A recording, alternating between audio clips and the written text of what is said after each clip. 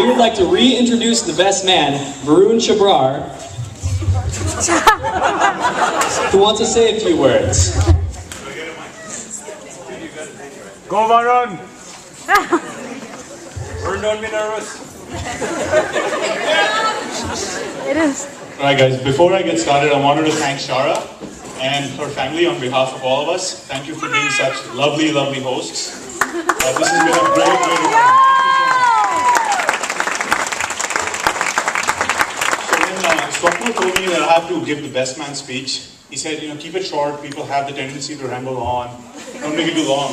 And I was like, yeah, right. Anybody who knows me, 5 minutes isn't enough. But anyway, I'll try to keep it as short as I can. So, I met Swapnil around 3.5 years ago in business school, and he, right from the start, I knew he was very different. And I don't know if you guys know, but he had really, really long hair. That's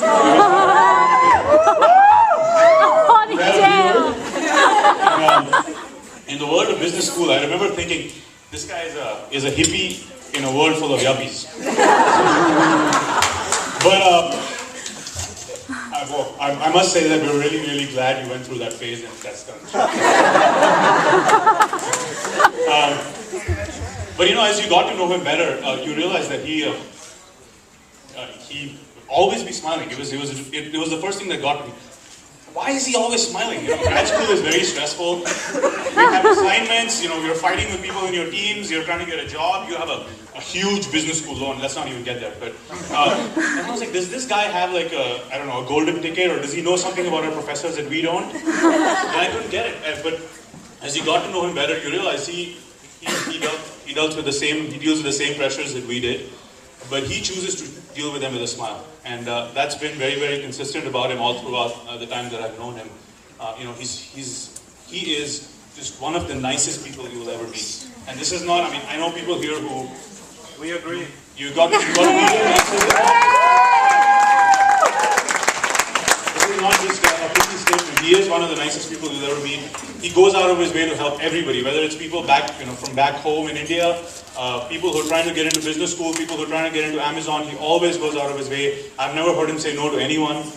He's just one of the nicest people you'll meet, and I've personally been very, very privileged to call him my friend.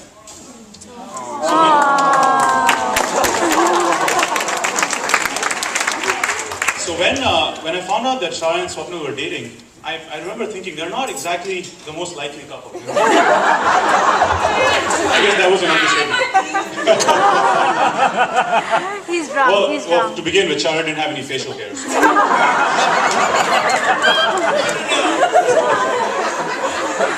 So, Shara grew up in the United States. She's from family is Jamaican, and then Swapnil grew up in a relatively small city in India. And I think people who know Swapnil will know this is not an understatement. He's not exactly attuned to Western culture. If I asked Swapnil to name 5 Michael Jackson songs, even now, he wouldn't be able to do it without consulting his iPhone. That's so true. But yeah, so and Swapnil is very, very quiet. Shara's more outgoing. Everybody knew who Shara was in business school. Swapnil, I don't know. Few of us. But it doesn't take very long to realize that there's something special going on here. I wish you guys could see.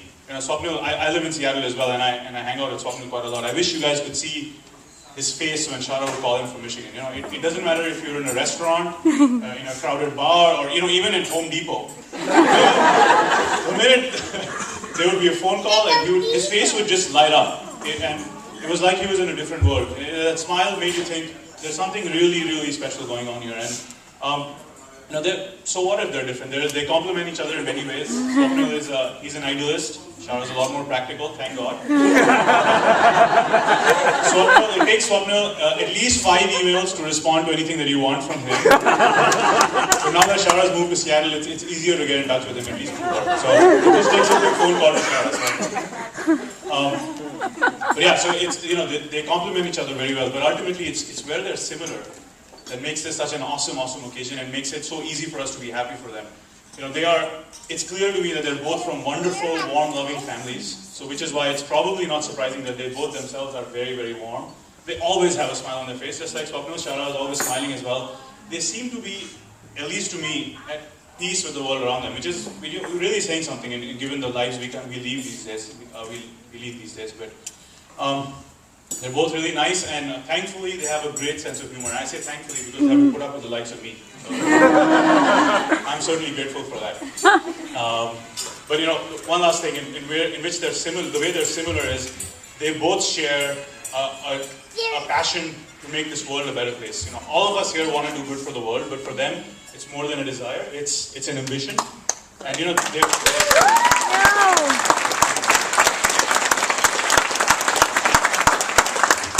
And I hope and I know that they will push each other to make this world a better place. And when that happens, it won't be just us that are happy that they're getting married. So, really, really happy that you guys are getting married. Swapnil, if I could ask you to do something, could you put your hand over Shara's, please?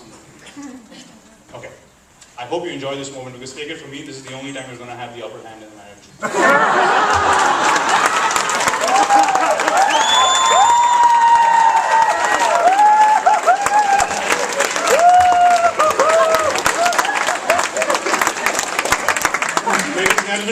Please join me in raising a toast to Shara and Swapnil. May you find health. I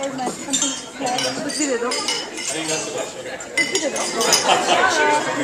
May you find health, wealth, happiness, and most importantly, may you find the time to enjoy it all. Congratulations. Congratulations.